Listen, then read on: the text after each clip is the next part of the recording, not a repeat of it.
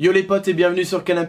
Aujourd'hui ce n'est pas n'importe quel épisode puisque nous avons atteint le 9e épisode. Et vous allez me dire mais qu'est-ce qu'on s'en fout connard? Mais le chiffre 9 n'est pas anodin. En effet en numérologie, il est le signe de l'idéal, le spirituel, de l'altruisme, du savoir, du dévouement, de la générosité. Mais même si le chiffre 9 peut nourrir une bonne aura, il a également une aura maléfique autour de lui. Alors installez-vous bien confortablement dans votre canapé Toujours emmitouflé.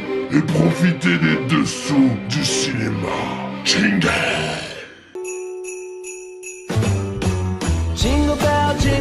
Jingle bell rock.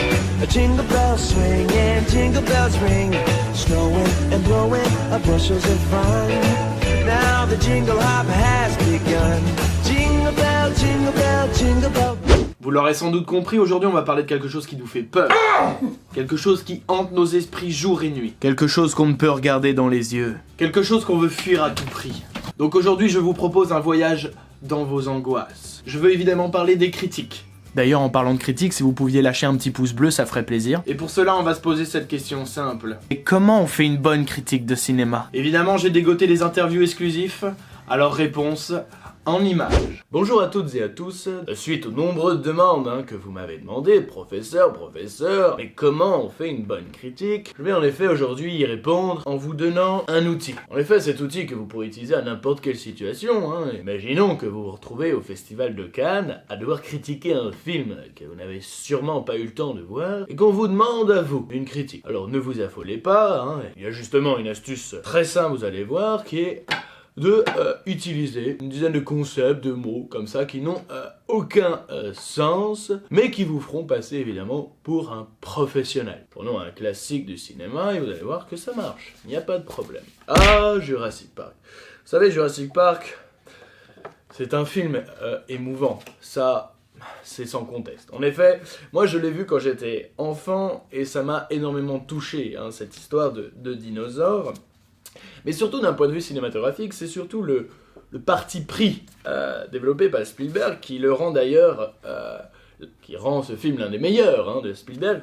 Nous n'allons pas nous mentir là-dessus, qui est d'ailleurs devenu au cours des années une référence. Pourquoi une référence? Pour plusieurs choses. D'abord, évidemment la sincérité de jeu des acteurs et cette petite touche humoristique qui rend ce film assez drôle à certains instants. Mais pour aller au-delà finalement d'une critique banale, je dirais que c'est aussi le côté irrésistible de ce film, ce suspense que Spielberg arrive à mettre, qui rend ce film tout simplement renversant. Renversant par évidemment la taille de ses bêtes, l'originalité du texte, le chaos face à la nature, qui, en 93 me semble-t-il, était le film de l'année. Pour finir, je dirais que c'est un sujet assez subversif qu'a voulu développer Spielberg, tout en créant l'un des meilleurs blockbusters. Ça tourne. Jean-Michel de la police des polices. Clairement, nous, on veille à la sécurité de chaque critique pour qu'elle soit évidemment pleinement satisfaite. Moi et mes collègues, par exemple, depuis 2003, on est en état d'urgence, je dirais, sur la police Comics OMS, qui essaye de s'introduire de chaque critique. Bon, on a plusieurs techniques, putain, voilà, il faut être au taquet, Ils arrivent de partout, évidemment, ils ne préviennent pas. Là, vous dites, professeur, c'est trop long, cette critique. Et vous aurez raison, on va donc enlever la moitié des concepts. Nous allons les écarter. Et nous allons recommencer avec un autre film, par exemple, Mission Impossible Fallout. Évidemment, Mission Impossible, c'est d'abord un parti pris assez fort, d'un point de vue du scénario, mais aussi d'un point de vue cinématographique. Pourquoi, me diriez-vous? Par une vraie sincérité de jeu développée par l'acteur principal, qui est Tom Cruise, qui rend clairement cet opus... le meilleur de la saga finalement, puisqu'il a su développer à la fois une touche drôle, humoristique, et en même temps un vrai engagement de suspense, vraiment, qui le rend une référence dans les blockbusters de genre.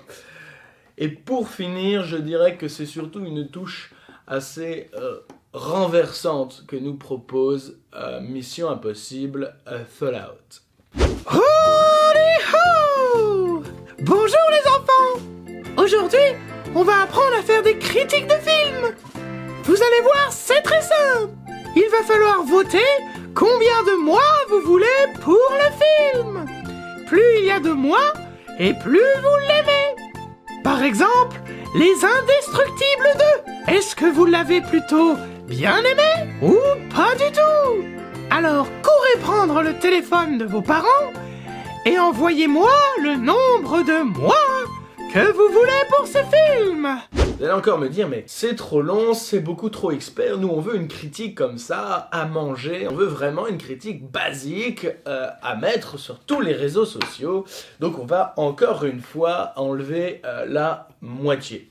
Marvel Civil War est sans contexte le meilleur proposé par les studios Marvel pour, je dirais, une raison première qui est le parti pris fort, sincère, de faire intervenir tous ces super-héros pour enfin proposer un combat renversant. Bonsoir les amis. Alors, pour faire une critique, c'est assez simple. Il faut d'abord une bonne base de préjugés, rajouter quelques gouttes de banalité, puis ensuite, attention à de l'arrogance bien chaude, et évidemment, de la poudre de perlimpinpin. Voilà, je pense que vous l'avez donc compris. Je vais donc vous afficher ces 12 concepts que vous pourrez reprendre chez vous et faire vos propres critiques. Eh frère, pourquoi tu te prends la tête avec les critiques? Eh, c'est soit le film il est yamb, soit il est pas yamb, hein. Ah, le mec il se fait chier. Mais il est con. Putain qu'il est con. Mais finalement, on pourrait se demander qu'est-ce qui est le plus dur entre faire la critique ou la recevoir. Car que ce soit une bonne ou une mauvaise critique, on ne sait jamais si c'est un avis personnel ou une fine analyse de l'œuvre. Mais ça on le saura jamais, alors n'hésitez pas à vous essayer au jeu, à me faire une petite critique en dessous de la vidéo, juste là. Personnellement, je préfère les bonnes critiques. Merci d'avoir suivi cet épisode en entier, j'espère qu'il vous aura diverti. En tout cas pour moi, il ne me reste plus qu'à vous dire au revoir.